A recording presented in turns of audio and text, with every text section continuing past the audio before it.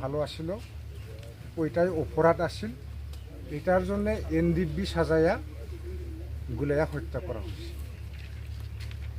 ওই সময় আমাদের সাথে আরও একজন এনডিপি আসিল, মুসলিম, ফিরদুস শেখ। এখনো বাইসে আসে লোকটা আরএনসি একটা আছে না, রিলিজিয়াস মাইনরিটি কাউন্সিল, আরএমসি। বর্তমান পরবজরা প্রেসিডেন্ট ফিরদুস আলী। উনি সাধারণ মুসলিম না, বিকম পাস করা একজন ছেলে। এই ফিরদুস আলী আমাদের সাথে 5 বছর জঙ্গলে আসিল।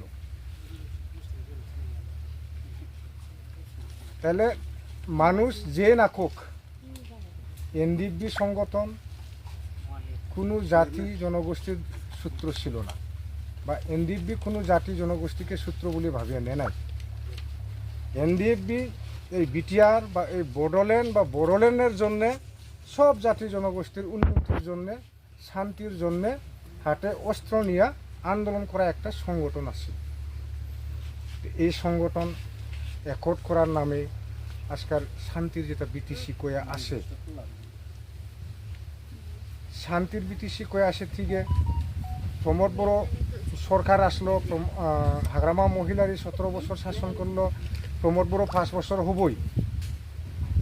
এই 23 বছরে আমরা কি পাইলাম? সব জাতি জনগোষ্ঠী বঞ্চিত হয়ে আসে। এই রাস্তার একটা উদাহরণ।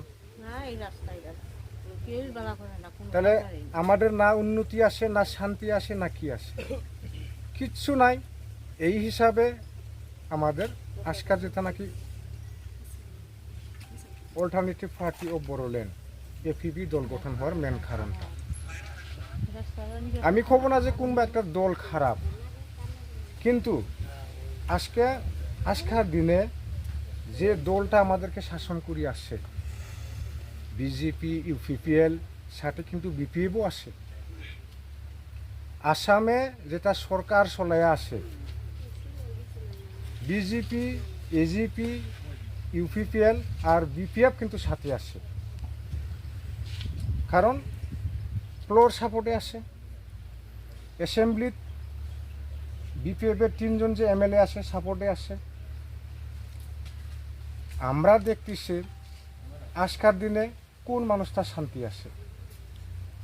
মুসলিম তো 1 নাম্বার উচ্ছেদ, আমাদের বাড়ির বগলে এখনো চলে, আগামী কাল আবার উচ্ছেদ হব বলিয়া নিউজে পাইতেছি।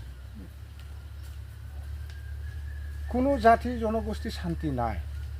আপনারা হয়তো ভাবতে পারে যে আমরা তো মুসলমান মানুষকে তো বিজেপি সরকার উচ্ছেদ করবই, কিন্তু আমার বড় জাতিও শান্তির নাই। আমার পূর্বজরাতেই আপনাদের মতো